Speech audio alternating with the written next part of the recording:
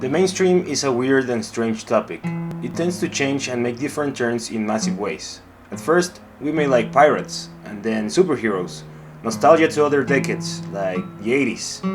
Now, I think we are in a clown, Stephen King, Twin Peaks metaphysical trend. Seeing how we are nostalgic and going back to a safer time when the trees were green, we used to wear gladiator sandals, fake geek glasses or Kanye glasses, and everything in media was a vampire. 2008 was a historical year where vampires returned to the mainstream in a big way. Twilight, True Blood, and Vampire Diaries were some of the examples of how there was an extremely profitable market for romantic horror entertainment that has deteriorated now or is changing.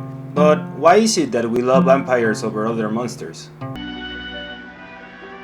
Let's begin with the main man, the guy we all know and love and maybe have dressed up for Halloween once or twice. Count Dracula, the king of monsters. Because Godzilla is the king of kaijus. Ever since Nosferatu and then Bela Lugosi immortalized the characters in the classic Universal movies, vampires have been kind of synonyms with the Count of Transylvania, at least in the public eye. He can be an open slate to different types of stories. In one he can be a simple villain that just wants to drink blood and beat the hero, and in others he can be a tortured soul, with a curse of being a roaming body tired of living. From there we have an expansion of what we can do with vampires as characters. The first thing we have to cross, get it, from our list of characteristics are the basic ideas. They drink human blood to stay alive and powerful. Please write this down because it's going to be in the exam. And they can snatch your love interest whenever they want. Ever since the Lugosi era and the Christopher Lee Hammer series, we have 5 decades of the same kind of vampire, at least in the mainstream. Maybe there is this obscure film or book that I haven't seen or read that changed everything. But then, out of nowhere, Anne Rice hit us with her Vampire Chronicles! This is one big change from what we know. She took the basics and exploited them in a big way. The 70s presented a more sexual and intimate monster, with beauty being the focal point of becoming a creature of the night. Take notes because this is going to be very important. Let's enter to a new decade, and the most nostalgic right now. The 80s showed this sexy part of the vampires in a big way with installments like Fright Night and The Lost Boys. Now we have a closer encounter with bloodsuckers, since they are our neighbors and friends. Gone are the castles and mansions. Make way for motorcycles, homosexuality, and synthesizers. The 80s are extremely important because they showed us that we can get since we have the new and sexy teen vampires, and in the other side of the spectrum, we get the gothic and classic Dracula with the Monster Squad and Castlevania. Since every episode of this channel I've mentioned Castlevania, let's focus on a more metaphorical level. In the same way as the Monster Squad, who is the leader of the monsters? Not the werewolf. Frankenstein monster is the muscle of the operation.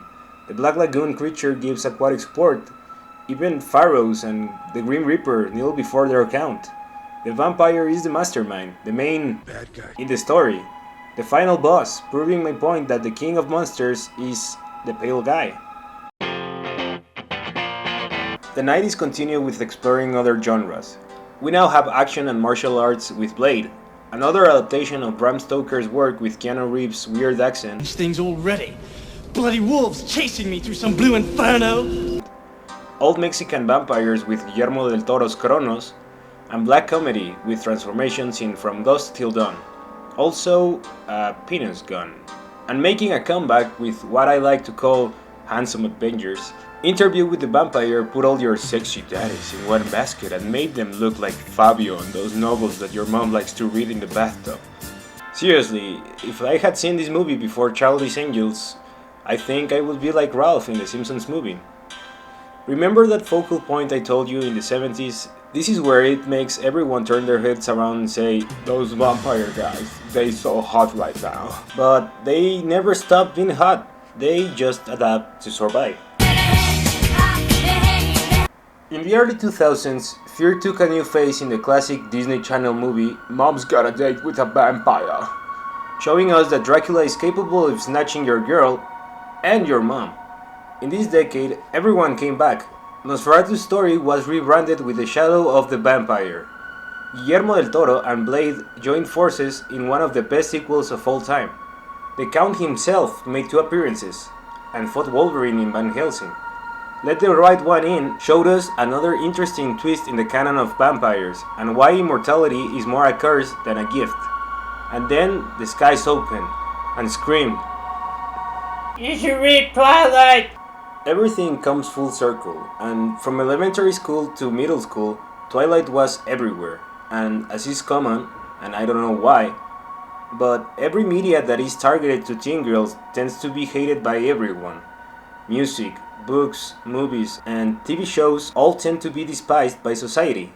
And Twilight is no exception. This is not me defending it. This is me apologizing to the fans and people who enjoy the Stephanie Meyer's franchise. Giving all these examples in the evolution of vampires and seeing how many different genres a creature can be part of, not every type of content is dedicated to a dumb idiot like me.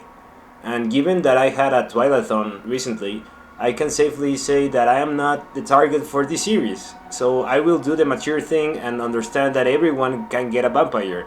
Moms, you have a vampire. Dads, you get your vampires. Twins, you can have your vampires. Even the baby has one. Trends come and go, and maybe we don't consume vampires as we used to. But we are still exploring different ideas and concepts that include blood-sucking and other metaphors for monsters. We now have a Suicide Boy, Daddy, Dracula in Netflix Castlevania, and an extremely funny mockumentary in What We Do in the Shadows. What I'm trying to say is that if you don't like a vampire story, try searching for another. There is an infinite number of content, and just like dating, someday you'll find a pale guy or gal that accepts you just the way you are, and then starts dating your mom.